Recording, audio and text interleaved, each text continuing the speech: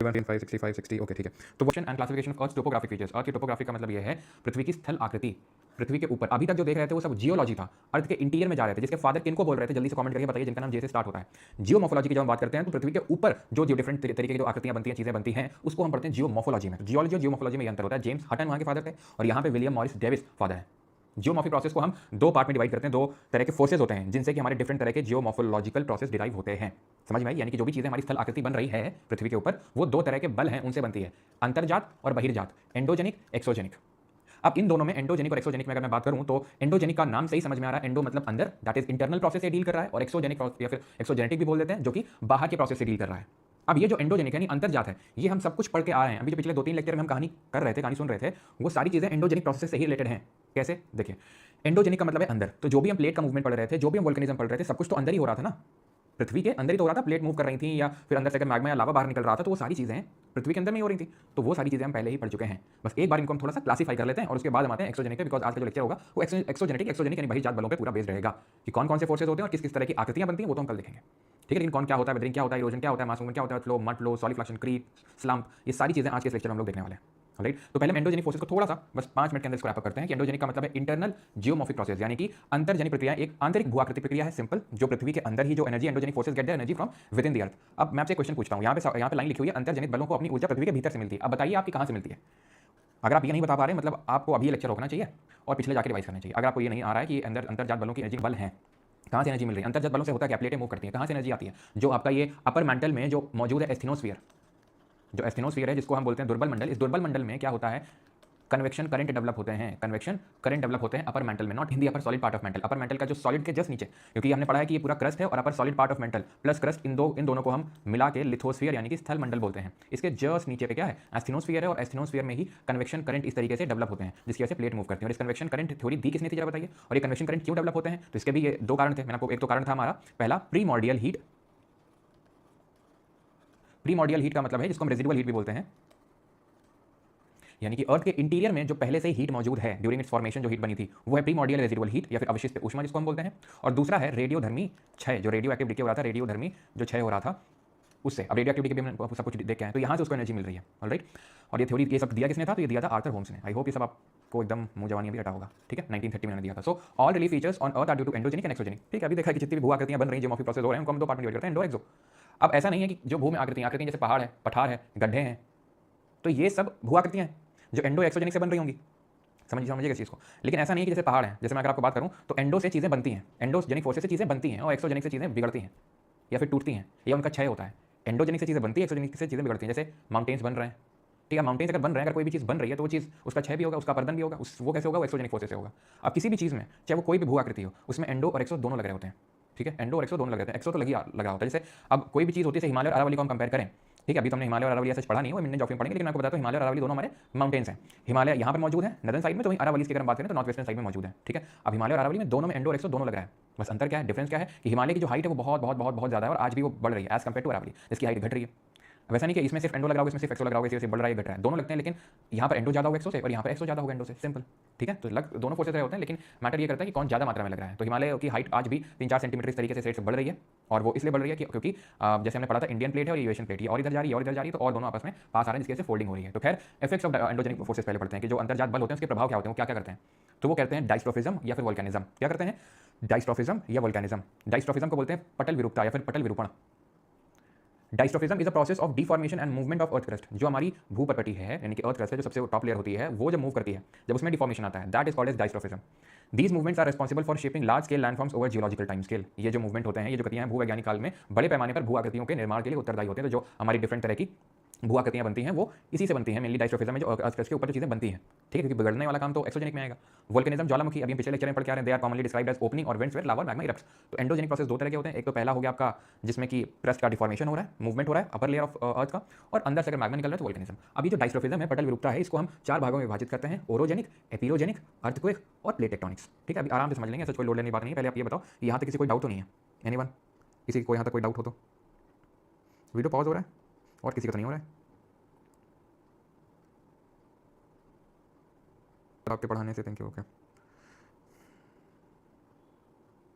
देखो Manish Yadav, hi Rishikan, hi Parmar sir. बताने की जरूरत नहीं कि involve the shaking of earth along a fault line क्या होती है, एनर्जी रिलीज होती है, जहां से एनर्जी रिलीज होती है इस पॉइंट को क्या बोलते हैं, वो पॉइंट अर्थ जो अर्थ सरफेस में इसके जस्ट ऊपर सबसे नजदीक, उसको क्या बोलते हैं, जल्दी से बताइए। तो ये क्या हाइपोसेंटर या फिर फोकस, ये क्या है, उसका एपिसेंटर है, ठीक है। And all natural earthquake occur in the dash, जल्दी से बताइए, ऑल नेचुरल अर्थक्वेक अकर इन लिथोस्फीयर, यानी कि जितने भी प्राकृतिक भूकंप हैं वो स्थल मंडल में आते हैं, क्योंकि अर्थक्वेक जो है मैन मेड भी हो सकते हैं। लाइक एग्जांपल के तौर पे हमने कोयना वो जो अर्थक्वेक देखा था, कोयना रिजर्वायर वाला जो अर्थक्वेक डिफरेंट टाइप के हमने देखे थे, आपको तो कोलैप्स अर्थक्वेक, टेक्टोनिक अर्थक्वेक है ना, और इस तरह का रिजर्वायर इंड्यूस्ड अर्थक्वेक। तो खैर, तो अर्थक्वेक हमें सब पता है, उसकी वेव्स वगैरह सब क्या होता है, body wave, surface wave, body waves में भी पी वेव, एस वेव सब याद है ना आपको, पी वेव, एस वेव क्या होती है, देन इंटेंसिटी कैसे मेजर करते हैं, मैग्नीट्यूड कैसे मेजर करते हैं, एम से मैग्नीट्यूड, लेकिन यहाँ पर आएगा मैकेली स्केल इंटेंसिटी मेजर करने के लिए, और इससे मेजर मैग्नीट्यूड मेजर होता है रिक्टर स्केल से। ये लिमिटलेस स्केल है, बट 0 से 10 तक का इसमें यूजुअली मैग्नीट्यूड रहता है, ये 1 से 12 तक का है, ठीक है, इसका लिमिट 1 to 12। तो ये सारी चीज़ें पहले पढ़ चुका। और प्लेट टेक्टोनिक्स में भी कुछ नहीं, वही जो हमने 3 तरह की प्लेट मूवमेंट पढ़े थे, तो कन्वर्जेंट, डाइवर्जेंट, यानी कि पास आ रही है, दूर जा रही है, और ट्रांसफॉर्म है, तो वो प्लेट टेक्टोनिक्स है, ठीक। ओरोजेनिक और एपिरोजेनिक है, ओरो इज अ रूट वर्ड। अभी ओरो आप ये मत समझना बस यही है, आगे इंडियन ज्योग्राफी मानसून में जब पढ़ाऊंगा ना, तो मानसून में भी ओरोजेनिक वर्ड आएगा। ओरोजेनिक एक तरह की रेनफॉल भी होती है, पता है आपको, ओरोग्राफी एक तरह की रेनफॉल होती है, तो ओरो वर्ड आगे आएगा। ओरो का मतलब होता है माउंटेन, जेनिक का मतलब होता है जेनेसिस, किसी चीज़ का बनना, तो माउंटेन का बनने के प्रोसेस को बोलते हैं ओरोजेनिक प्रोसेस। ओरो का मतलब माउंटेन, जेनिक का मतलब फॉर्मेशन, ओके, ठीक है। तो माउंटेन जिस प्रोसेस से बनते हैं उसको ओरोजेनिक बोलते हैं। एपिरोजेनिक, जेनिक का मतलब समझ गए, एपिरो का मतलब क्रस्ट, जिससे क्रस्ट बनती है। अब ध्यान से समझना इसको।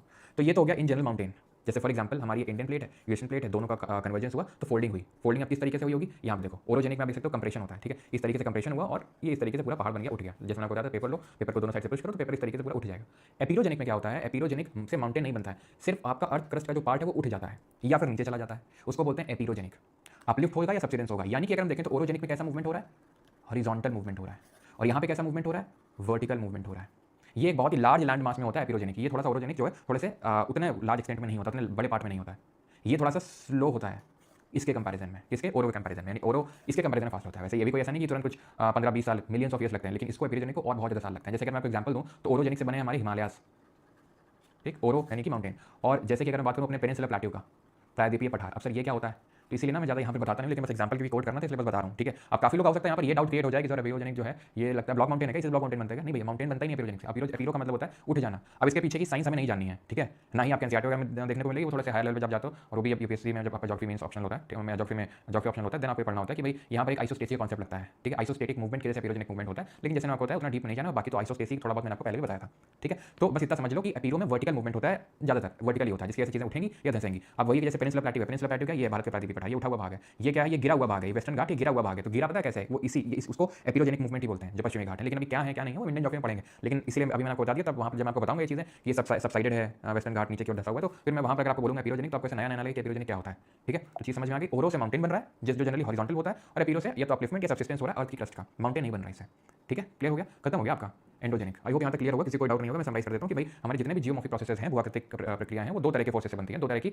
बल लगते हैं, एंडोजेनिक और एक्सोजेनिक, अंतर्जात और बहिर्जात। अंतर्जात में हमने पढ़ा डाइस्ट्रोफिज्म और वोल्केनिज्म। डाइस्ट्रोफिज्म 4 तरह का पढ़ा, ओरोजेनिक, एपिरोजेनिक, प्लेट टेक्टोनिक्स और अर्थक्वेक, ठीक है। और अब हमारे एक्सोजेनिक में ये जो मेन हमारा लेक्चर है वो एक्सोजेनिक पे ही फोकस है, क्योंकि ये सारी चीजें जैसे ओरोजेनिक एपिरोजेनिक तो नहीं पढ़ाता, लेकिन बाकी सारी चीजें तो हम पहले से पढ़ के आ रहे हैं। Do not forget this term diastrophism. Diastrophism is a general term for the building of things, जो चीजें बन रही हैं उनके लिए जनरल टर्म यूज कर देते हैं डाइस्ट्रोफिज्म, ठीक है। क्लियर है, डाइस्ट्रोफिज्म एक जनरल टर्म है,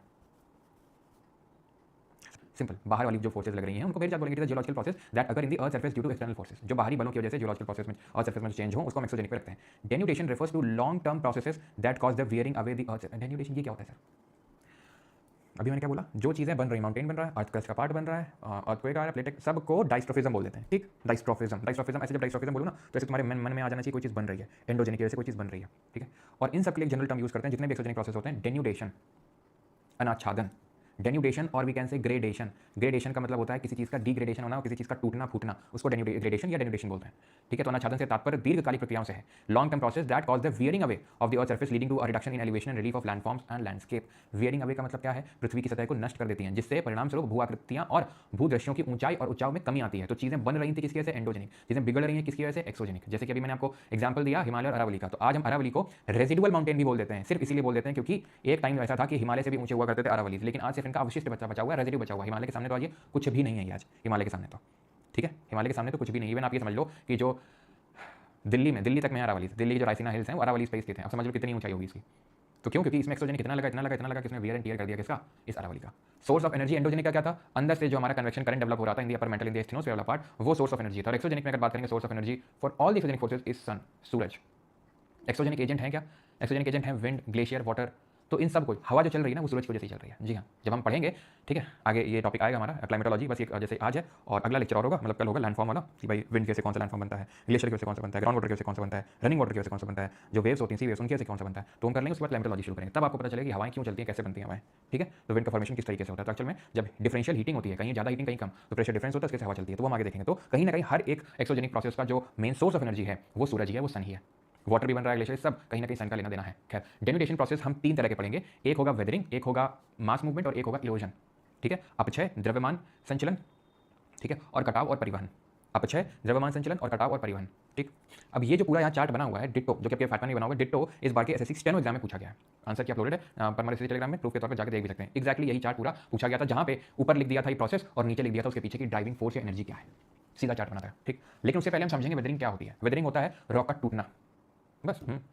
अब रॉक हमने पिछले लेक्चर में बनाई थी, कैसे बनाई थी, कैसे बनाई थी, तो ये था हमारा क्या वोल्केनो, और यहाँ से क्या निकल रहा था, जैसे मैग्मा, बाहर क्या हो रहा था, सॉलिडिफाई, क्या हो रहा था, सॉलिडिफाई, क्या बना, वो पहले तो लावा, लावा उसको बोलते हैं, वो लावा सॉलिडिफाई होकर रॉक बन गई, इग्नियस रॉक बन गई, बनी थी। इग्नियस को प्राइमरी रॉक बोलते हैं ना, जो कि सीधा मैग्मा के सॉलिडिफिकेशन से बनती है, वो पहले इग्नियस ही बनती है। देन अगर उसका फॉर्म चेंज हो जाए पीवीटी चेंजेस से, तो उसका रिक्रिस्टलाइजेशन हो जाता है, मेटामॉर्फिक बन जाती है। अगर उसमें टूट जाए ड्यू टू डिफरेंट जो हमारे एक्सोजेनिक एजेंट होते हैं, वो टूट के उनका ट्रांसपोर्टेशन होगा, वो फिर कहीं पर जाकर उनका लिथेफैक्शन हो जाएगा, वो क्या बन जाएगी, सेडिमेंट्री अवसादी चट्टान बन जाएगी, जो लेयर के फॉर्म में होती है, जिसमें फॉसिल देखने को मिलते हैं। तो चट्टान बन तो गई, अब जो चीज़ अगर बनी है वो टूटेगी भी, ये प्रकृति का नियम है। अगर कोई चीज़ बनी है तो वो टूटेगी भी, और उसी टूटने को बोलते हैं वेदरिंग।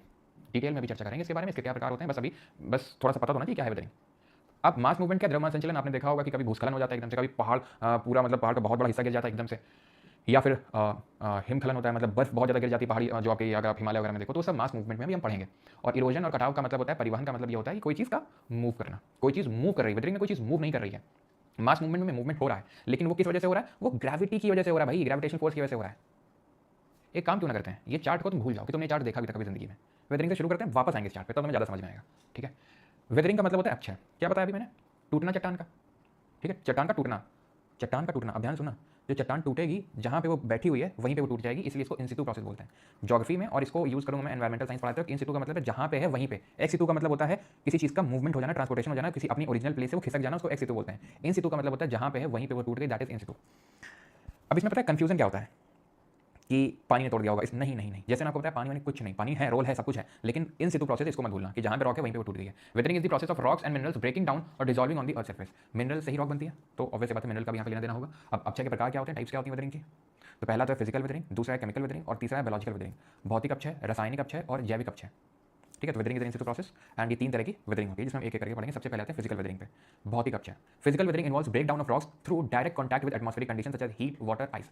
डायरेक्ट कॉन्टैक्ट की वजह से, जैसे कि बहुत धूप पड़ रही है, गर्मी, बारिश हो रही है, बर्फ पड़ी हुई है, उसी से टूटता है, उसकी वजह से रॉक टूटती है, उसको बोलते हैं फिजिकल वेदरिंग। ठीक, फिजिकल वेदरिंग के भी 4 तरह की फिजिकल वेदरिंग होती है, पहला और दूसरा सिमिलर तरीके के, अनलोडिंग एंड एक्सपेंशन। पहले समझते हैं अनलोडिंग एंड एक्सपेंशन, फिर समझेंगे टेंपरेचर चेंज एंड एक्सपेंशन, जो कि सेम ही है, ऑलमोस्ट सिमिलर है, सेम तो नहीं लेकिन सिमिलर है। ठीक है, अनलोडिंग एक्सपेंशन मैं आपको पहले समझाता हूँ। ठीक, अब ध्यान समझिएगा, अनलोडिंग एंड एक्सपेंशन, ये कोई चट्टान है। ठीक है, ध्यान समझिएगा, ये कोई चट्टान है, ये मैं समझाने के लिए बोला हूँ, नहीं तो जो इतना लिखा है ना क्वेश्चन बन जाएगा, क्वेश्चन बन जाएगा आराम से, लेकिन ये समझ में आना चाहिए, फील भी आना चाहिए, अनलोडिंग एक्सपेंशन क्या, किस चीज़ की अनलोडिंग हो रही है। तो जो रॉक है, रॉक डिफरेंट इस तरीके के होगा, ठीक है, लेयर्स में होंगी वो, सिंपल। तो आप मुझे बताइए जो सबसे बाहर वाली है, जो सबसे बाहर वाली, यही सबसे बाहर वाली, इसमें पूरी तरह का एक्सपोजर हो रहा होगा, पूरा एकदम एक्सपोजर हो रहा होगा कि नहीं। जैसे कि फॉर एग्जांपल तुम्हारी स्किन है जो एकदम आउटर लेयर, वो डायरेक्ट कॉन्टैक्ट में आती है, धूल, लकड़, स्मोक, इन सब के डायरेक्ट कॉन्टैक्ट में आती है। फिर तुम क्या करते हो, फिर तुम फेस वॉश लगाते हो, या फिर लड़कियाँ ज़्यादातर क्या करती हैं, एक्सफोलिएशन वाली क्रीम लगाती हैं, और आपकी जो ऊपर वाली स्किन है पूरी निकल जाती है, एक्सफोलिएट हो जाती है, और आपकी चमचमी आती हुई क्या निकल आती है, स्किन निकल आती है। तो उसी तरीके से ये जो आउटर लेयर इसमें एटमॉस्फेरिक, चाहे वो पानी पड़ रहा हो, चाहे वो धूप पड़ रही हो, ठीक है, जो भी, चाहे हवा की वजह से जो धूल के कण इसमें टकराते हैं, धीरे धीरे धीरे बहुत सालों तक अब्रेजन होता रहता है। अब्रेजन मतलब क्या होता है कि जैसे धूल धक्कड़ के जो पार्टिकल है वो टकराते हैं, तो उसको हम अब्रेजन बोलते हैं। तो ये सारी चीज़ें इस पर हो रही होंगी, तो धीरे धीरे टूट जाएगी, धीरे धीरे टूट जाएगी, धीरे धीरे टूट जाएगी, टूट गई पूरी। अब कौन बचा, वो तो चला गया। तो इससे इन सबसे लोड कम हुआ कि नहीं हुआ, जैसे इससे फॉर श्योर लोड कम होगा, सबसे हुआ होगा, लेकिन इसने ज़्यादा फील किया होगा दूसरी वाली ने, जो दूसरी लेयर है, जो टॉप लेयर बन चुकी है। और इसके पार्टिकल्स अब एक्सपैंड किए होंगे, क्यों, क्योंकि अभी वो दबे थे ऊपर वाली लेयर में, अब क्योंकि पहले दबे थे, अब वो हट गए, चली गई, तो क्या है, धीरे से एक्सपैंड हो जाएंगे वो। तो अनलोडिंग की वजह से क्या हुआ, एक्सपेंशन हुआ। अब क्योंकि एक्सपेंशन हुआ और अब इस पर भी वही सेम तरीके का जो एटमॉस्फेरिक कंडीशन है वो पड़ेंगे, तो इसमें क्या होगा, ये निकलेगी, और फिर अनलोडिंग कैसे, और एक्सपेंशन होगा। एक्सपेंशन का भी कहीं ना कहीं रोल होता है कि पार्टिकल्स आपस में एक्सपैंड करते हैं, तो वो ससेप्टेबल हो जाते हैं और वेदरिंग के। और जब ये लेयर हटती है तो उसके बाद ये बिल्कुल चिकनी चमेली टाइप क्या निकलती है, रॉक निकलती है। ठीक है, एकदम देखिए नई नवेली से ऐसे लग रही रॉक है, चिकनी सी रॉक है, एकदम नई नवेली से, क्यों, क्योंकि जो ऊपर की थी वो टूट गई पूरी, और ये जो बन गया उसको हम बोलते हैं एक्सफोलिएटेड डोम। अब स्फीति हिंदी में बोलते हैं, एक्सफोलिएशन बोलते हैं, जब ऊपर की लेयर निकल जाती है रॉक की, तो उसको हम एक्सफोलिएशन बोलते हैं, और ये जो पूरा स्ट्रक्चर बनता है उसको हम एक्सफोलिएटेड डोम बोलते हैं। और धीरे धीरे धीरे धीरे ये राउंडेड हिल में, क्योंकि ये भी लेयर हटेगी, ये भी लेयर हटेगी, ये भी लेयर हटेगी, धीरे धीरे धीरे छोटी सी एक राउंडेड हिल बन जाएगी, जिसको हम बोलते हैं टॉर। तो अगर पूछ ले टॉर क्या होता है, तो tor is a rounded hill. Generally जो ग्रेनाइट रॉक होती है उसमें बनती है ये टॉर, ठीक है, एक पॉइंट ऐसा आता है कि फिर उसमें ज़्यादा उतना ज़्यादा इरोजन नहीं होता, तो राउंडेड हिल सिर्फ बचती है। अभी एक्सफोल्टेड डोम है ये, क्योंकि ऊपर की लेयर हटी है, धीरे धीरे बाद टॉर बन जाएगी, राउंडेड हिल बन जाएगी। समझ में आया loading expansion? Temperature change expansion क्या है? वही अभी बताया कि भाई टेम्परेचर पड़ा, सिंपल। अब आप मुझे बताओ, राजस्थान जैसी जगहों में जो लोग होंगे, आप में से काफी लोग राजस्थान से होंगे, वहाँ क्या होता है? दिन में दबा के गर्मी और रात में दबा के सर्दी, यही होता है। अब ऐसा क्यों होता है वो तो हम जब इंडियन जब क्लाइमेट पढ़ेंगे, क्लाइमेटोलॉजी में, तब वहाँ पे जानेंगे कुछ होता है कॉन्टिनेंटलिटी करके, है ना, मॉडरेटिंग इन्फ्लुएंस ऑफ सी करके। लेकिन अभी इतना बताओ, इसे तो मानोगे कि दबा के पड़ती गर्मी, फिर दबा के सर्दी पड़ती रात में। अब जो रॉक है, रॉक के पार्टिकल्स दिन में जब टेम्परेचर बढ़ रहा होगा तो क्या एक्सपेंशन हो रहा होगा? जब कोई भी चीज़ गर्म होती है तो फैलती है वो, और जब रात में एकदम से ठंडा हो गई तो एकदम कॉन्ट्रैक्ट करके फैल गए, कॉन्ट्रैक्ट फैल कॉन्ट्रैक्ट फैल कॉन्ट्रैक्ट, थक जाएंगे रॉक के पार्टिकल ये करते करते करते करते over the course of several years, और क्या होगा? टूट जाएगा। टूट के क्या होगा? अगेन आइसोलेशन डोम्स वगैरह बनेंगे, टॉर्स बनेगा। समझ में? लोडिंग एक्सपेंशन और इसमें क्या क्या है मतलब समझाना चाह रहे हैं आपको। लोडिंग में ऊपर लोड कम हुआ, एक्सपेंशन हो गया।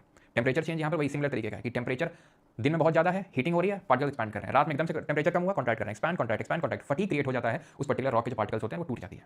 अब बचे दो, फ्रीजिंग, थॉइंग एंड फ्रॉस्ट वेजिंग और सॉल्ट वेदरिंग। तो फ्रीजिंग, थॉइंग और फ्रॉस्ट वेजिंग को समझते हैं। देखो, जो पर्मा फ्रॉस्ट रीजन होते हैं, जहाँ पर बर्फ वगैरह जहाँ पर बर्फ वगैरह देखने को मिलती है, जहाँ पर बर्फ जमती है, जो ठंडे इलाके होते हैं, वहाँ पे क्या होता है? दिन के टाइम पे ये पानी आके यहाँ पे जमा हो जाता है।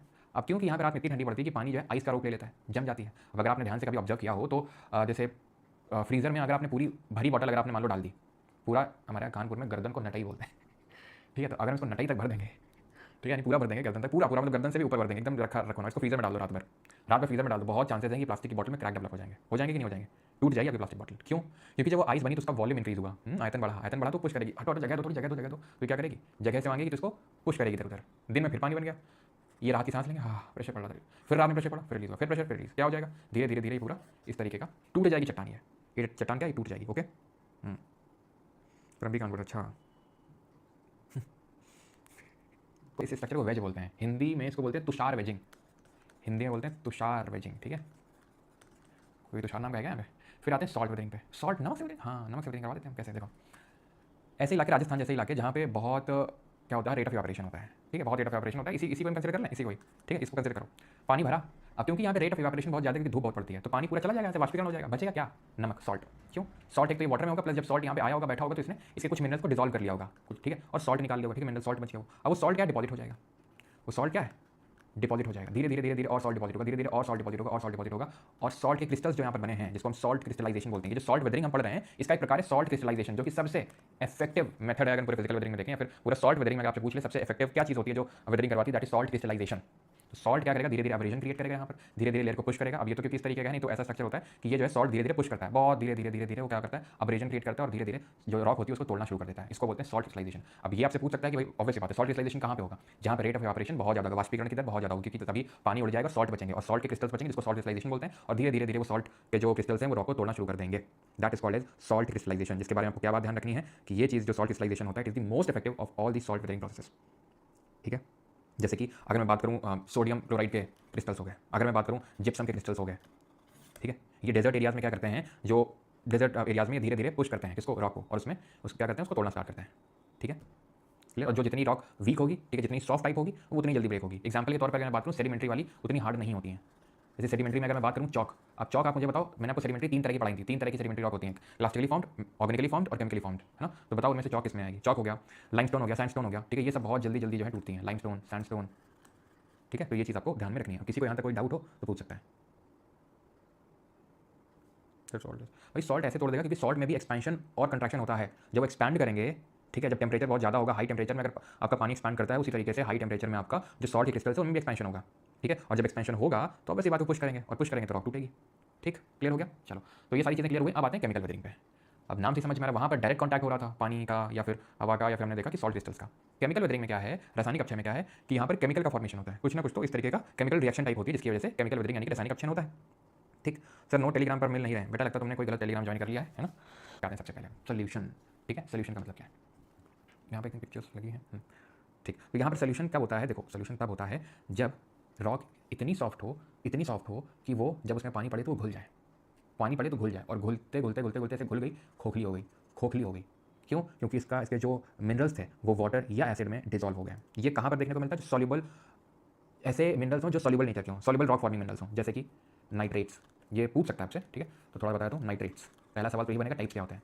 सल्फेट्स, ठीक है, पोटेशियम, ये क्या होते हैं? Rock soluble rock forming minerals होते हैं जो बड़ी जल्दी ये वाटर में डिजॉल्व हो जाते हैं, ठीक है, या फिर बड़ी जल्दी इनका लीचिंग हो जाता है। लीचिंग का मतलब होता है ज्योग्राफी में किसी चीज़ का वॉश आउट हो जाना। इंपॉर्टेंट मिनरल जब पानी पड़ता है तो अगर वो वॉश आउट हो जाए उसको लीचिंग या निच्छालन प्रक्रिया बोलते हैं। तो बचता क्या है, ये बचता है, खोखला हो जाता है, ठीक है। तो मिनरल जैसे कि आपके कैल्शियम कार्बोनेट हो गए, ठीक है, कैल्शियम कार्बोनेट हो गए, या फिर आपका कैल्शियम मैग्नीशियम बाइकार्बोनेट हो गए, तो ये क्या होते हैं जब ये लाइमस्टोन में देखने को मिलते हैं, जो बहुत ज़्यादा सॉल्युबल होते हैं। बहुत ज़्यादा सॉल्युबल होने की वजह से क्या होते हैं, ये घुल जाते हैं, ठीक है। तो चीज़ ध्यान रखना, जो लाइमस्टोन टाइप रॉक होती है जो कि थोड़ी सी वीक होती है उसमें आपको देखने को मिलता है सोल्यूशन। ये क्या है, हाइड्रोलिसिस या फिर जिसको हम बोलते हैं हाइड्रेशन। हाइड्रेशन जब मिनरल्स जो होते हैं वो पानी ऐसे मिनरल होते हैं, ये आप ये हाइड्रेशन को समझो। हाइड्रोलिसिस आपको यहाँ पर जाने की जरूरत नहीं है, हमें सोल्यूशन, हाइड्रेशन, ऑक्सीडेशन, रिडक्शन ये पढ़ना है। हाइड्रेशन का मतलब होता है जब इस तरीके के मिनरल हों कि वो वाटर को बड़ी जल्दी सोख लें, वाटर को बड़ी जल्दी सोख लें। जैसे कि अगर हम बात करें एनहाइड्राइड जिसको हम कैल्शियम सल्फेट बोलते हैं, CaSO4, उसकी बड़ी खासियत है कि बहुत जल्दी पानी को एब्जॉर्ब कर लेता है और जिप्सम बना देता है। CaSO4.2H2O, जब दो वाटर के क्रिस्टल्स अटैच हो जाए एनहाइड्राइड यानी कैल्शियम सल्फेट तो जिप्सम बन जाता है। तो जब दिन के समय जब वो पानी, जैसे कि यहाँ बहुत बर्फ वगैरह फिर इस तरीके का है कि वहाँ पर बहुत ही वाष्पीकरण है, तो थोड़ा सा पानी पड़ा जिप्सम बन गया, सूखा एनहाइड्राइड बन गया, पानी पड़ा जिप्सम, सूखा एनहाइड्राइड। तो इसी तरीके से क्या होगा, मिनरल में फटीग क्रिएट होगा। जैसे कि हमारा फिजिकल वेदरिंग में यहाँ हो रहा था टेम्परेचर चेंजेस एंड एक्सपेंशन की, कॉन्ट्रैक्ट हो रहा, रिलीज हो रहा, कॉन्ट्रैक्ट हो रहा, एक्सपैंड हो रहा, उस तरीके से यहाँ पे पानी की वजह से जब होता है कि वो एनहाइड्राइड है, सूखा है, देन जिप्सम बन गया, तो इस तरीके से उसमें फटीग क्रिएट हो जाता है। जिस फटीग की वजह से वो रॉक को धीरे धीरे वो मिनरल जो हटने लगता है, रॉक जो है वो टूटने लगती है। That is called as hydration. When minerals take up water and expand and when they lose water they contract, expand contract expand contract creates fatigue, और फटीग की वजह से जो होता है वो रॉक टूट जाती है, ठीक है, रॉक फ्रैक्चर हो जाती है, ठीक, क्लियर। और ये मत सोचना कि एक्सप्लोरेशन सिर्फ वहीं बनेगा, यहाँ पे भी बन सकता है, सोल्यूशन यहाँ पे भी हो सकता है, ठीक। हाइड्रेशन समझ लिया। कार्बोनेशन पे आते हैं। कार्बोनेशन क्या होता है, तो जब पानी गिरता है, जब पानी बरसता है और वो एटमॉस्फेरिक CO2 से मिलकर, एटमॉस्फेरिक जो एटमॉस्फेयर हमारी CO2 है क्या बना देगा, तुम खुद सोचो। H2O है और CO2 है, ये मिलकर क्या बना देंगे, H2CO3 बना देंगे। इसको बोलते हैं कार्बोनिक एसिड, जो कि एक वीक एसिड होता है। अब अगेन ऐसी रॉक जिनके क्रिस्टल्स बहुत ही जल्दी, उनका क्या हो जाता है, बहुत ही जल्दी वो एसिड से क्या हो जाता है उनका, होता क्या है कि जो कार्बोनेट कंटेनिंग रॉक होती हैं, जैसे कि अगर मैं लाइमस्टोन को बोलूँ, डोलोमाइट बोलूँ, तो ये सब कार्बोनेट कंटेनिंग रॉक होती हैं। जब इनमें कार्बोनेट होता है तो कार्बोनेट आपस में बॉन्डिंग कर लेता है, और ये जो होता है पूरा जो कैल्शियम होता है, जैसे फॉर एग्जाम्पल अगर मैं बात करूँ कैल्शियम कार्बोनेट है, बिकॉज लाइमस्टोन वगैरह में यही सब देखने को मिलता है, तो ये कैल्शियम अलग हो जाता है, पूरा कार्बोनेट अलग हो जाता है। तो इस तरीके का जो आप यहाँ पे देख पा रहे हो ना, ये पूरी चट्टान हुआ करती होगी, लेकिन अभी क्या है, देख रहे खोखली हो गई है, ठीक है। इस तरीके का स्ट्रक्चर हो गया, इस तरीके का स्ट्रक्चर हो गया। ये जब हम कल कास्ट टोपोग्राफी पढ़ेंगे, ग्राउंड वाटर के जो लैंडफॉर्म बनते हैं, तो वहाँ पर इसी चीज़ को लाइमस्टोन पेवमेंट बोल देते हैं, इसी चीज़ को, क्योंकि क्या हो गया, ये एसिड में ये सब खोखला हो गया एसिड की वजह से। क्यों, कार्बोनेट पूरा वो हो गया, मिक्सिंग हो गया इसका, ठीक है। कार्बोनेट हो सकता है, बाइकार्बोनेट हो सकता है। तो जो भी रॉक इस तरह के कार्बोनेट और बाइकार्बोनेट मिनरल्स कंटेन करती हैं, तो उनमें क्या होता है, कार्बोनेशन से इनका वेदरिंग हो जाता है, ठीक है। एटमॉस्फेयर से CO2 लिया, वाटर ने, और हाइड्रो ये आपका कार्बोनिक एसिड ना, जो कि वीक एसिड, उसकी वजह से यहाँ पर क्षरण हो गया। अब बात करता हूँ ऑक्सीडेशन रिडक्शन की। तो बहुत सिंपल है ये भी, जैसे कि आपने देखा होगा कि अगर आप जो क्या बोलते हैं आयरन स्टिक है, कोई भी लोहे की चीज़ बाहर रखते हो तो जंग लग जाती है। जंग क्यों लग जाती है, पानी वानी पड़ता है और उसमें ऑक्सीडेशन हो जाता है, उसी को बोलते हैं रस्टिंग। केमिस्ट्री में हम पढ़ेंगे, रस्टिंग जो होती है वो एक ऑक्सीडेशन रिएक्शन होती है। ऑक्सीडेशन का मतलब कुछ नहीं, ऑक्सीजन का अंदर ले लेना, that is called oxidation. Oxidation का अंदर ले लेना और उसकी वजह से यहाँ पर किसी चीज़ का अपक्षय हो जाना, इस कॉल्ड एज ऑक्सीडेशन। इसी तरीके से रिडक्शन भी होता है, लेकिन रिडक्शन क्या होता है, रिडक्शन में बस ध्यान ये रखना है कि ये जो है वाटर टेबल के नीचे जो चीज़ें होती हैं, वाटर टेबल के नीचे भी जो रॉक्स हैं, पानी के नीचे भी तो रॉक्स मौजूद हैं, ठीक है। बिलो दी वाटर टेबल जो रॉक्स हैं, वहाँ पर क्या होता है, वहाँ पर बिल्कुल ऑक्सीजन नहीं होता है, बिल्कुल भी ऑक्सीजन नहीं होता। तो ऑक्सीजन की कमी से अगर वेदरिंग होने लगे रॉक्स की, तो उसको रिडक्शन बोलते हैं। ऑक्सीजन अगर पड़ रहा है, तो जैसे मैंने आपको बताया, ठीक है, वो रॉक जहाँ पर आपको देखने को मिल रहा है, जैसे कि आयरन, Fe से डिनोट करते हैं, ठीक है, iron, manganese, that is Mn, ठीक है। तो ये सब जो मिनरल्स होते हैं कॉमनली क्या होते हैं, इनका ऑक्सीडेशन हो जाता है। सल्फर, इनका बड़ी जल्दी ऑक्सीडेशन हो जाता है, जिसकी वजह से रॉक धीरे धीरे टूटना स्टार्ट कर देती है, ठीक है। और ऐसा नहीं है कि एक रॉक में सिर्फ एक ही चीज़ होता है कि सर कुछ लोग हो सकता है कि सर सोल्यूशन और हाइड्रेशन थोड़ा सा सेम है, सिमिलर होता है, सेम नहीं है। और ऐसा नहीं कि एक ही चीज़ होता है, रॉक में मल्टीपल चीज़ें हो सकती है, जैसे मैंने बताया सोल्यूशन और कार्बोनेशन दोनों ही ये लाइमस्टोन टाइप रॉक में होती हैं, जिसमें ये कार्बोनेट वगैरह होते हैं ना। तो ध्यान रखना इस चीज़ का, ये साथ में होते हैं। जैसे इससे क्या बन गई, केव बन गई, गुफा बन गई, इससे एक अलग तरह की आकृति बन गई, ठीक। तो कल हम पढ़ेंगे जब कास्ट टोपोग्राफी पढ़ेंगे, ग्राउंड वाटर लैंडफॉर्म्स, तो वहाँ पर हम देखेंगे कि किस तरीके से ये केव बन गई ड्यू टू सोल्यूशन और कार्बोनेशन से, क्योंकि ऊपर पानी पड़ा है। अब ये क्या, पानी रिसा है, नीचे धीरे धीरे रिसा है और पानी ने घोल लिया उसको। ये क्या है, ऊपर सीधे क्योंकि रेनफॉल हुई है, तो उसकी वजह से इस तरीके के एजेस टाइप बन गई है। यहाँ तक अगर चीज़ें क्लियर हैं तो जल्दी से बताइए। बायोलॉजिकल में तो ऐसा ज़्यादा कुछ नहीं है। Biological weathering is the breakdown of rocks through activities of living organism. जो हमारी जीवित जीव होते हैं वो भी क्या करते हैं, चट्टान को तोड़ते हैं, उसी को बोलते हैं बायोलॉजिकल वेदरिंग। जैसे केचुआ हो गया, कृंतक यानी रोडेंट हो गया, अर्थवर्म, रोडेंट, यहाँ तक कि पेड़, आप यहाँ पे देख सकते हैं पेड़ की जड़ है, पेड़ की जड़ ने इसको तोड़ दिया है, क्योंकि जड़ों में बहुत मजबूती है। आप देखो पूरा गमले में आपने देखते होगे, ठीक है। अगर मान लो कि आप गमले में आपने पेड़ रखा है और गमला अगर आपको कभी चेंज करना होता है, तो जब आप उठाते हो तो पूरी मिट्टी को पकड़े हुए होता है, वो इतनी स्ट्रॉन्ग होती हैं जड़ें। यहाँ तक कई बार तो गमला तोड़ के भी निकल आती है भाई, ठीक है। तो जब गमला तोड़ती हैं पूरा, तो धीरे धीरे चट्टान नहीं तोड़ सकती हैं। ये तो रॉक की बात कर रहा हूँ। ऐसे ही जो अर्थवर्म होते हैं, ये तो जैसे प्लांट हो गया, जैसे आपका एल्गे हो गया, शैवाल, जो काई हो गई, तो काई लग जाती है चट्टान में, काई लग जाती है चट्टान में, धीरे धीरे वो क्या कर देती है, काई तोड़ना स्टार्ट कर देती है धीरे धीरे। क्यों, क्योंकि जो एल्गे है वो धीरे धीरे क्या लेगा, न्यूट्रिशन लेगा उससे, रॉक से न्यूट्रिशन लेगा, न्यूट्रिशन यानी मिनरल्स लेगा, और मिनरल लेते लेते धीरे धीरे उसको भी कर देगा, क्योंकि वो भी उसकी भी हल्की हल्की क्या होती है, रूट्स होती हैं। बहुत चाहे भले बहुत ही छोटा हो, लेकिन ओवर द टाइम वही है कि करत करत अभ्यास जड़ में कोई सो जान। तो वही यहाँ पे भी जब पूरी काई लगेगी, धीरे धीरे धीरे उसका इरोजन होगा, पूरी रॉक टूटेगी। इसी तरीके से जो हमारे एनिमल्स हैं, जैसे अर्थवर्म हो गए, चूहे हो गए, वो भी तो धीरे धीरे तोड़ेंगे, वो भी अपनी तो रहने की जगह बनाते हैं, ठीक है। तो ये सब अगर हमारे लिविंग बींग्स की वजह से हो रहा है वेदरिंग, अच्छा हो रहा है, चट्टान टूट रही है, that is called as biological weathering. अब यहाँ तक किसी का पहले मैं बताओ, डाउट है किसी का यहाँ तक? ये क्रिएट किया एक ब्लैंक स्लाइड, कोरा पन्ना, ठीक। देखो तुम्हें दिक्कत हुई होगी इसमें वेदरिंग में, या तो चलो पूरा ही समराइज करते हैं, ठीक है। अब पूरा समराइज करना 2 पन्ने लगेंगे, देखो भाई, ठीक है। तो ये पन्ना नंबर ब्रेकेट जो होती हैं, यानी कि जियोमॉर्फिक प्रोसेसेस, जो भी जियोमॉर्फिक प्रोसेस होते हैं, इसीलिए मैंने लैंडफॉर्म रखा नहीं, मुझे पता है कि कुछ लोगों को दिक्कत हो जाती है इसमें, ठीक है, कोई दिक्कत नहीं, आराम से पढ़ लेंगे। तो 2 तरीके के होते हैं, एंडोजेनिक अंतर्जात और बहिजात। एंडोजेनिक प्रोसेस और एक्सोजेनिक प्रोसेस। एंडोजेनिक प्रोसेस होता है एंडोजेनिक फोर्सेस की वजह से, एक्सोजेनिक प्रोसेस होता है एक्सोजेनिक फोर्सेस की वजह से। ये चीज़ों को बनाते हैं, ये चीज़ों को बिगाड़ते हैं। इनको एनर्जी मिलती है अर्थ के इनसाइड से, पूरा डिस्कस किया, तो इनको मिलती है, इनकी एनर्जी आती है कहाँ से? सन से, सूरज से। इनको हम जनरल एक टर्म देते हैं डाइस्ट्रोफिज्म, और एक होता है वोल्केनिज्म। तो दो तरह का होता है डाइस्ट्रोफिज्म, वोल्केनिज्म। वोल्केनिज्म को हटा देते हैं, ठीक है। डाइस्ट्रोफिज्म पटल विरूपण, ये डेनुडेशन, अपक्षय, ठीक है, डेनुडेशन, ठीक है। डेनुडेशन हिंदी क्या था? डेनुडेशन कहता है अनाच्छादन, ठीक है, अनाच्छादन। तो डेनुडेशन हो गया। अब डाइस्ट्रोफिज्म भी कितने टाइप का था? डाइस्ट्रोफिज्म था आपका 4 तरह का। पहला ओरोजेनिक, दूसरा एपिरोजेनिक, तीसरा अर्थक्वेक, चौथा आपका प्लेट टेक्टोनिक्स। माउंटेन बन रहा है, पहाड़ बन रहा है, हॉरिजॉन्टल मूवमेंट हो रहा है। अर्थ क्रस्ट में कुछ बन रहा है, ऊपर उठ रहा है, नीचे धंस रहा है, वर्टिकल मूवमेंट हो रहा है। Do not confuse it with block mountain. Block अलग होते हैं, हम आगे देखेंगे जब माउंटेन्स वगैरह पढ़ेंगे, ठीक। देन आपका ये तीसरा था क्या था? अर्थक्वेक, वो तो पता है, प्लेट टेक्टोनिक्स। डेनुडेशन में क्या था? डेनुडेशन में 3 चीज़ें थी सर। डेनुडेशन में 3 चीज़ें थी, वेदरिंग यानी अपक्षय, द्रव्यमान का जो मास का जो मूवमेंट हो रहा था, और तीसरा था इरोजन, अपरदन, ठीक है।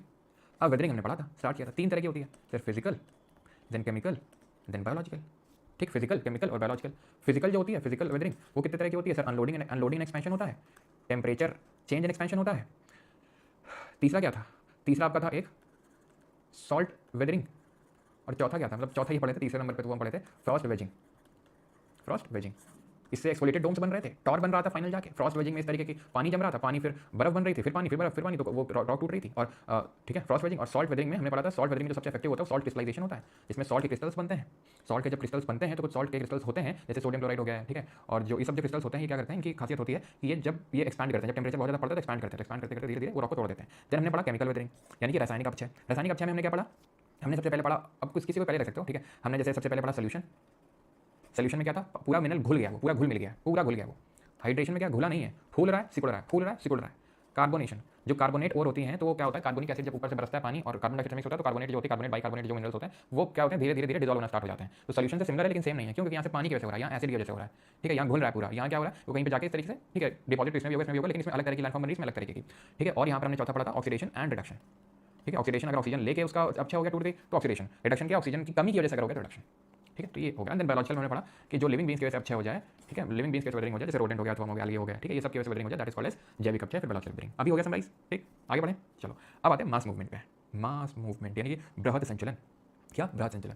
It is a down slope, मतलब सारी चीज़ें आपस में इंटरकनेक्टेड है, बस थोड़ा, मतलब बस 10 मिनट का लेक्चर बाकी है, बस फोकस रहना। तुम फोकस रहोगे ना, आराम से सब समझ में आ जाएगा। लोगों को लगता है कि मतलब ऐसा है वैसा है, बड़ा डिफिकल्ट टॉपिक होता है, लेकिन डिफिकल्ट कुछ नहीं लगा तुमको? डिफिकल्ट बहुत लोग डिफिकल्ट लगता है, कुछ डिफिकल्ट नहीं। से कल वाला बहुत लोग डिफिकल्ट लगता है, तो मजा आएगा कल वाले लेक्चर में। तो असली मजा तो कल वाले लेक्चर में, आज तो क्या ना वार्म अप टाइप हो रहा है, ठीक है। मास मूवमेंट का तो मास मूवमेंट का मतलब नाम से समझ में आ रहा है, कोई बड़ा सा मास जो है मूव कर रहा है, बड़ा सा द्रव्यमान जो है मूव कर रहा है, ठीक, उसका संचलन हो रहा है। It is a down slope movement, यानी नीचे की तरफ मूवमेंट हो रहा है ऑफ सॉइल, मिट्टी, चट्टान एंड अदर डेब्री, बाकी के जो चीजें होती हैं अंडर द इन्फ्लुएंस, बाकी की चीजों में, बाकी जो भी सॉइल रॉक के साथ अटैच है वो सब नीचे आएगा, under the influence of gravity. यह गुरुत्वाकर्षण के प्रभाव में मिट्टी, चट्टान और अन्य मलबे का ढलान से नीचे की ओर गति है।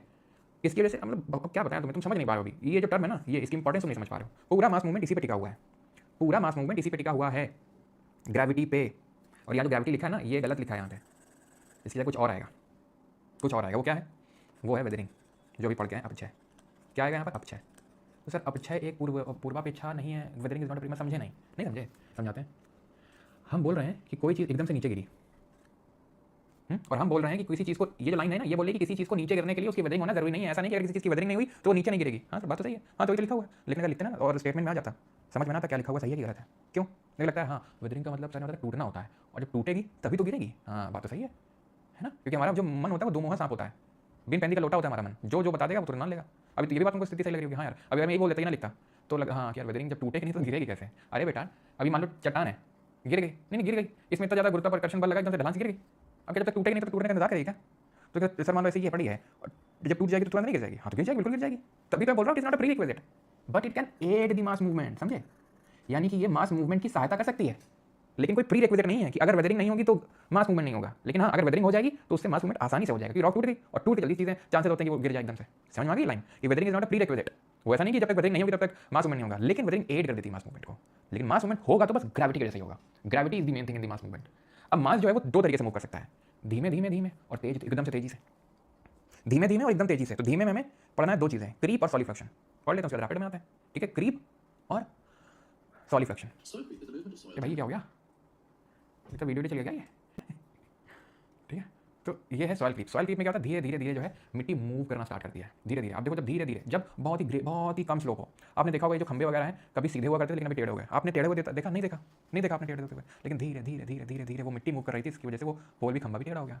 क्रीप का मतलब होता है रेंगना, तो मिट्टी रेंग के इसको टिल्ट कर दी। ओके, अब आते हैं सॉलिफ्रैक्शन। ये तो सबको समझ में आ जाता है, क्रीप मतलब रेंगना।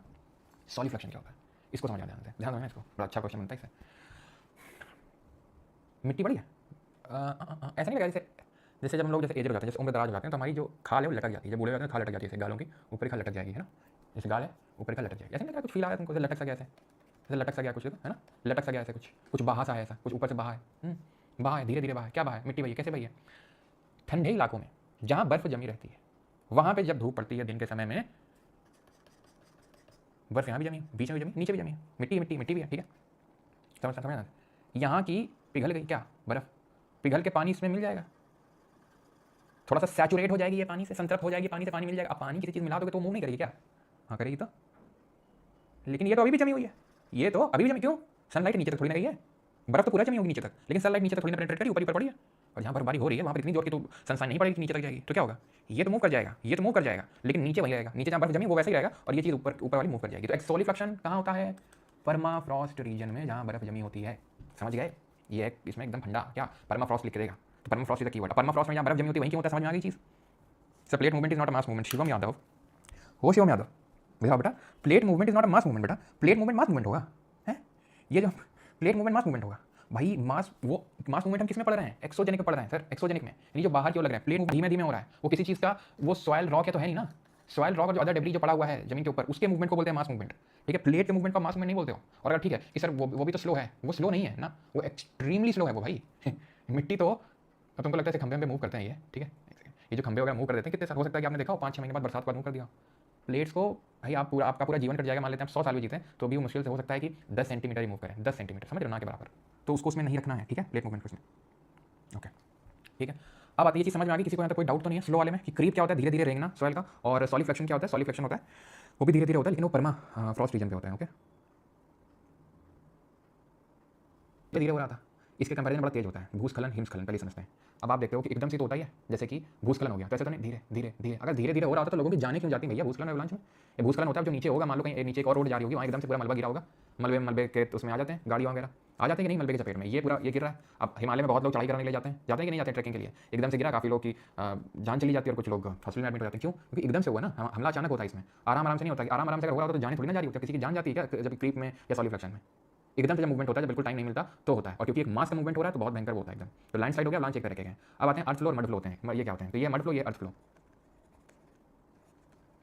ये अर्थ फ्लो, ये मड फ्लो, ठीक है। तो जनरली आपको कहाँ पे देखने को मिलते हैं, वाटर सैचुरेटेड रीजन्स में, वो भी जैसे वो भी अगर हम देखें, एक सेकंड, वाटर सैचुरेट का मतलब है जो पानी से संतृप्त हो चुके हैं, ठीक है, बस 5 मिनट का लेक्चर बचा, आज काफ़ी छोटा लेक्चर है आपका, ठीक है। तो वाटर सैचुरेटेड जो रीजन होते हैं वहाँ पे देखने को मिलता है, जो पानी से सैचुरेट हो चुके हैं, और जब एकदम से नीचे जाते हैं पानी से सैचुरेट होने के बाद, तो उसको अर्थ फ्लो या मड फ्लो बोलते हैं, सिमिलर है लेकिन सेम नहीं है, अलग क्या है, अर्थ फ्लो थोड़ा सा धीमे होता है जनरली, मड फ्लो कंपैरिजन में एकदम से होता है फास्ट, या ये in absence of vegetation cover होता है। एब्सेंस ऑफ वेजिटेशन का मतलब क्या होता है सर, वनस्पति की कमी, वनस्पति की कमी मतलब यहाँ पेड़ पौधे सब कुछ नहीं होंगे, और एक घाटी टाइप होगी, तो एकदम से घाटी से एकदम से पूरा अगेन, ठीक है, हमारा इसको बौदा बोलते हैं, एकदम से क्या होगा, वो मिट्टी पानी सब मिलकर एकदम से जब वो करेगी, ये फास्ट होता है इसके कंपैरिजन में, ध्यान रखना, ये अर्थ फ्लो मड फ्लो दोनों फास्ट में पढ़ रहे हैं हम लोग, लेकिन दोनों को कंपेयर जब कर रहे हैं तब अर्थ फ्लो स्लो है, ध्यान रखना इस कंपैरिजन में। और ये क्या होता है एब्सेंस ऑफ वेजिटेशन, और इसमें ज़्यादा सैचुरेशन होता है, ठीक क्लियर है, यानी कि जो आपका मड फ्लो होगा इसमें सैचुरेशन लेवल ज़्यादा होगा, सैचुरेटेड विद वाटर, ठीक क्लियर है, यहाँ तक किसी कोई डाउट। अर्थ फ्लो में क्या है, एक बड़ा सा हिस्सा पूरा जो है इस तरीके से मूव किया, ये उतने डिस्ट्रक्टिव नहीं होते जितना कि लैंडस्लाइड होता है, लैंडस्लाइड बहुत ही स्टीप स्लोप में होता है, ये उतनी स्लोप नहीं होती, बहुत भयंकर स्लोप नहीं होती अगर हम बात करें लैंडस्लाइड की, लैंडस्लाइड बहुत तेज होते हैं, अर्थ फ्लो और मड फ्लो उतने तेज नहीं होते हैं, जब बहुत जोर की बारिश होती है तो ये जो है मूव कर जाते हैं, पूरा ये ऐसे धंस जाता है। यहाँ पर देखो लैंडस्लाइड में क्या हो रहा था, लैंडस्लाइड में सोचो ये कितना जोर का मूव किया होगा नीचे, ठीक है, जो आप यहाँ पे लैंडस्लाइड देख रहे हो, ठीक है क्लियर। अर्थ फ्लो क्योंकि सैचुरेट हो गया पानी से गिर गया, इसमें बहुत ज़्यादा सैचुरेशन होता है, वेजिटेशन की कमी होती है। And the last thing is जो हमें पढ़नी है, this is called as slump, इसको बोलते हैं स्लम्प, इसमें बैकवर्ड रोटेशन होता है। कैसे बैकवर्ड रोटेशन होता है, तो ये आप देख रहे हो एक स्कूप सा बना हुआ है, जैसे कि आप आइसक्रीम जब खाओ से डब्बे से उसमें पूरा से चम्मच से निकालो तो इस तरीके का आकृति नहीं बन जाएगी, स्कूप सा, तो जब जहाँ पर इस तरीके का स्ट्रक्चर होता है और बहुत ही ज़्यादा ग्रेडियंट होता है, स्लोप होता है, तो जो भी मास होता है वो ऐसे टॉपल डाउन करके गिरता है, वो टॉपल डाउन करके गिरता है, बैकवर्ड रोटेशन होता है उसका, ठीक है, जो भी चीज़ यहाँ पे होती है उसका बैकवर्ड रोटेशन हो जाता है, क्योंकि इस तरीके का उसका शेप ही है स्कूप जैसा, तो इसमें बैकवर्ड रोटेशन हो जाएगा। सिंपल ये कीवर्ड बस याद रखना, स्लम्प में खत्म। इस बार की सीजन में किसने बताया भी था, तो आंसर की नहीं आई है, मोस्ट अगली परसों आ जाएगी आपके आंसर की, तो उसमें ये क्वेश्चन शायद पूछा गया है कि बैकवर्ड रोटेशन से क्या गिरता है, उसको क्या बोलते हैं, उसको स्लम्प बोलते हैं, क्योंकि इस तरीके का उसका स्ट्रक्चर है कि जब वो गिरेगा तो इस तरीके से टॉपल हो जाएगा, ठीक है, पलट जाएगा वो, क्लियर, ठीक, वी आर डन। बस ये लास्ट स्लाइड है, दैट इज इरोजन। इरोजन का मतलब होता है it involves transportation of rock debris through geomorphic agents like running water, ground water, glacier, wind and waves. अब मुझे पता है मैं कंफ्यूजन होगा पक्का, लेकिन मैं क्लियर करता हूँ। देखो सबसे पहले मैंने चीज़ क्या बताई थी वेदरिंग में, weathering is an in situ process, चट्टान है, ठीक है, चट्टान है, चट्टान वहीं पे टूट गई, चट्टान है, चट्टान वहीं पे टूट गई, टूट गई, चट्टान यहाँ पे टूट गई और गाना गाने लगी, मैं टूट के सनम, ठीक है। लेकिन वाटर आया, ग्लेशियर आया या सी वेव आई और उसने क्या बोला, उठा ले जाऊंगा तुझे मैं अपने साथ, डोली वोली में मान लो फिर जैसे भी, लेकिन अब ये गाना चलेगा। क्यों? क्योंकि अब यहाँ पे एक्सी2 प्रोसेस होगा। कैसे एक्सी2 होगा? क्योंकि जो भी आएगा ये आपका वाटर, ग्लेशियर, विंड, वेव, उसका कुछ ना कुछ उसमें काइनेटिक एनर्जी होगी। सर काइनेटिक एनर्जी क्या होती है? जब किसी चीज़ के मूवमेंट से कोई एनर्जी जनरेट होती है उसको काइनेटिक एनर्जी बोलते हैं।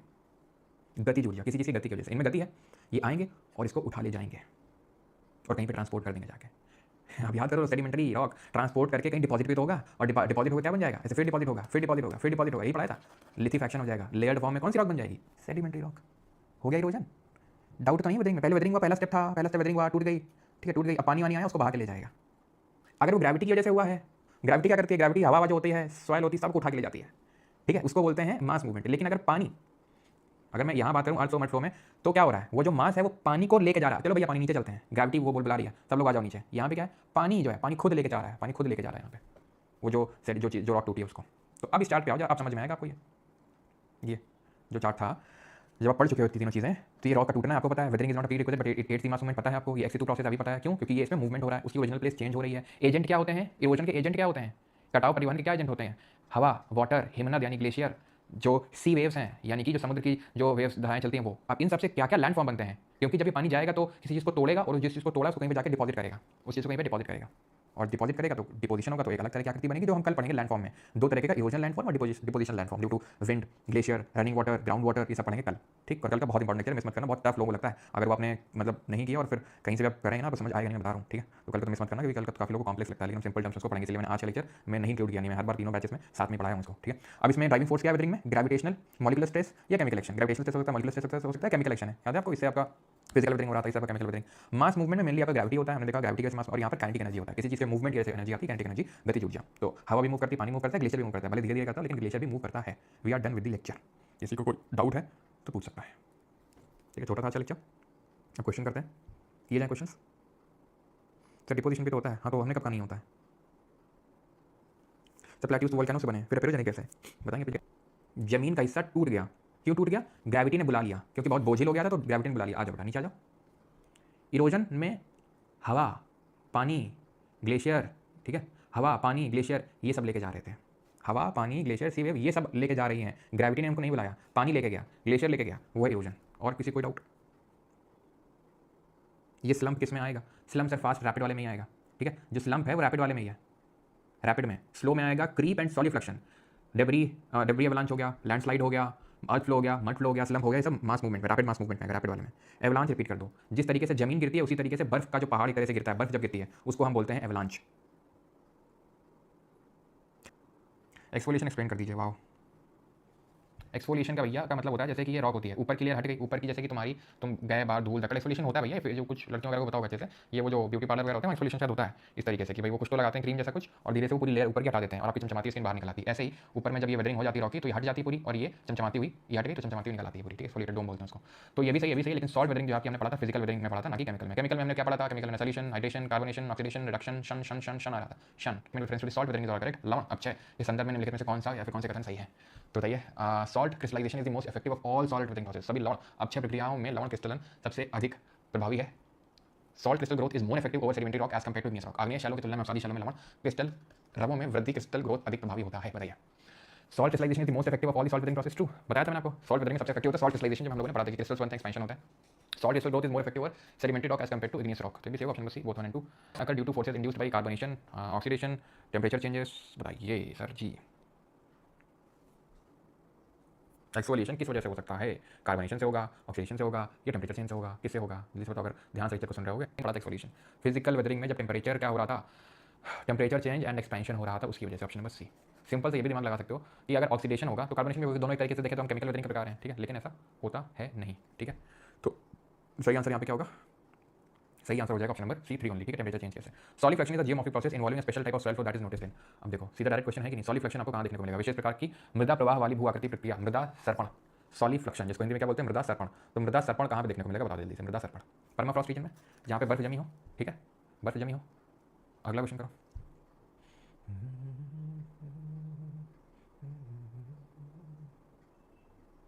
कर लिया? चलो, विच of the following is not type of chemical weathering? Carbonation, ठीक है, हाइड्रेशन, ऑक्सीडेशन, हाइड्रोलिसिस भी होता है, हाइड्रेशन के अंदर रखते हैं, सॉल्ट क्रिस्टल ग्रोथ अभी हमने पढ़ा, फिजिकल वेदरिंग होती है, ठीक है। विच of the following is not an example of chemical weathering?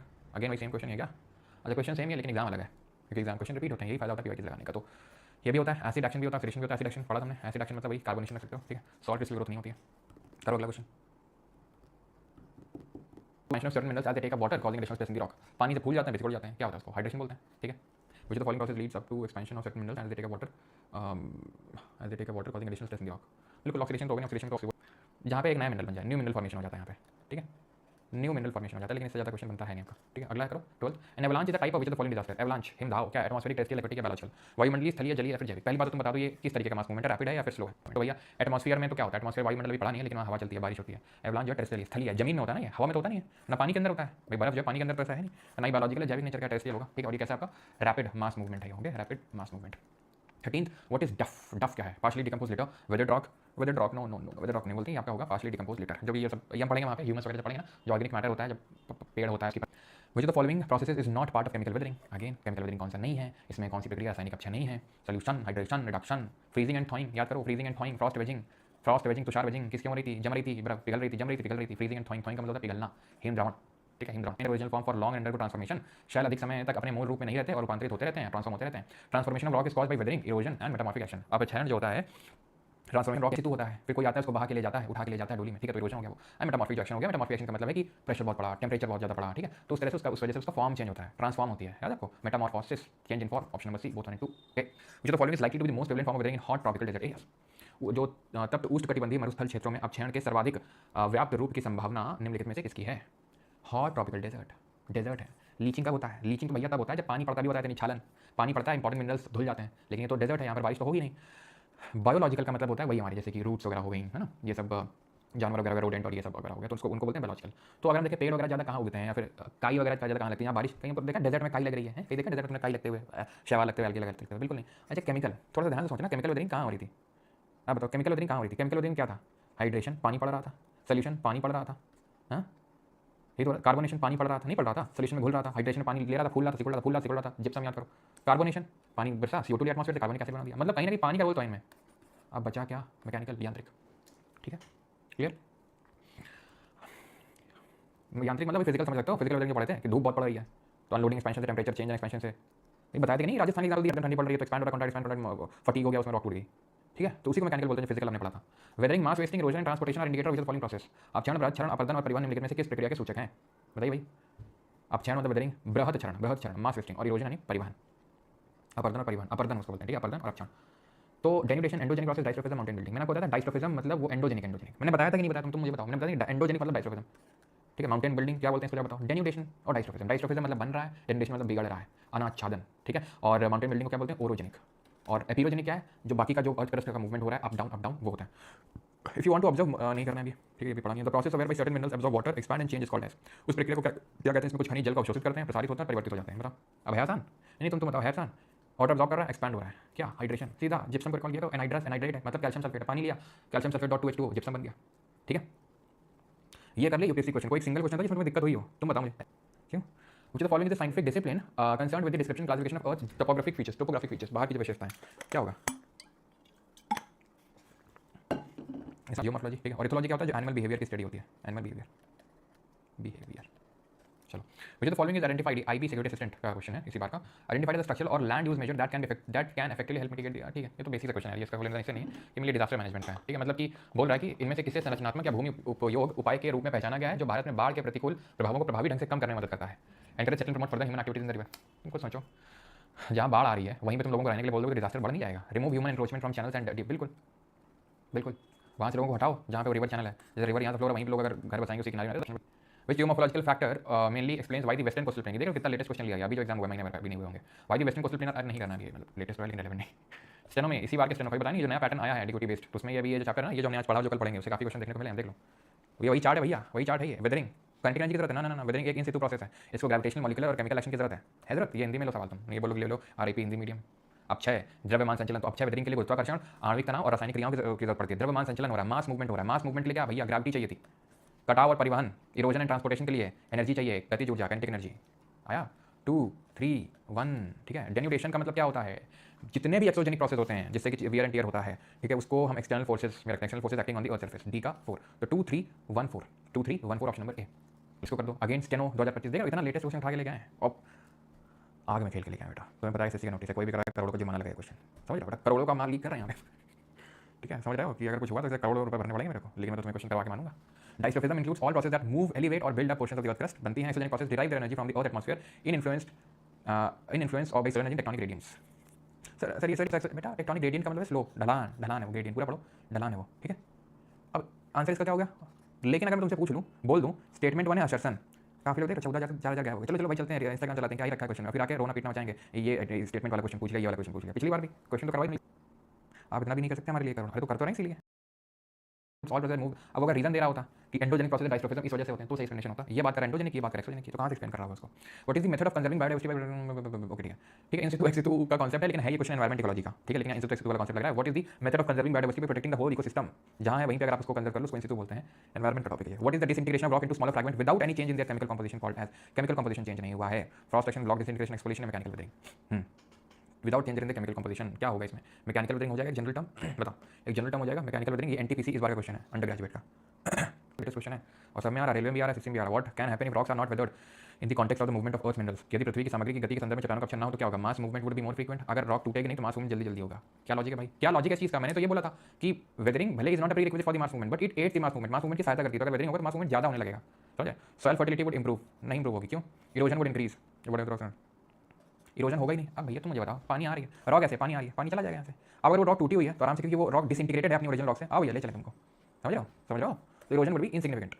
Soil fertility का सही करने देना बहुत लेना देना है, रॉक थी, रॉक मिनरल से बनी थी, ये टूटेगी और टूटेगी, यही धीरे धीरे मिट्टी बन जाती है सर, यही मिट्टी बनती है, चट्टान से ही मिट्टी बनती है, ठीक है। Which type of weathering is primarily involve in the enrichment of bauxite and other ores, तो जो बॉक्साइट होती है, अभी हम जब मिनरल टॉपिक पढ़ेंगे तो उसमें देखेंगे बॉक्साइट एल्यूमिनियम की ओर होती है, एल्यूमिनियम का एक, ठीक है, ओर होता है, तो कौन सी टाइप ऑफ वेदरिंग है जो बॉक्साइट और बाकी और की एनरिचमेंट करती है, उन्हें वो डालती है, एनरिच करती है। बायोलॉजिकल तो कैसे ही कर पाएगी एनरिचमेंट, ग्लेशियल भी नहीं करेगी, मैकेनिकल भी नहीं करेगी, केमिकल वेदरिंग करेगी, ठीक, क्यों, क्योंकि इसमें केमिकल्स ऑल्टर होंगे, उनका कंपोजिशन चेंज होगा, हाइड्रोलिसिस होगा, involve the peeling of rock layers due to temperature variation, NTPC सी बार का पील हो रहा है। अब तुम बताओ जरा, गलत आंसर तुमने दिया अगर, और देख के मत आंसर देना, बता रहे हैं हाँ किस तरीके से पीलिंग हो रही है, जैसे वो प्रीमियम के वो एडवर्टाइज आते हैं कि पील कर दो अपने ऊपर ना, इस तरह कुछ तो आता है, एक्सफोलिएशन, वो पील हो रहा है ऊपर का लेयर, 35 तक करेंगे, ठीक है।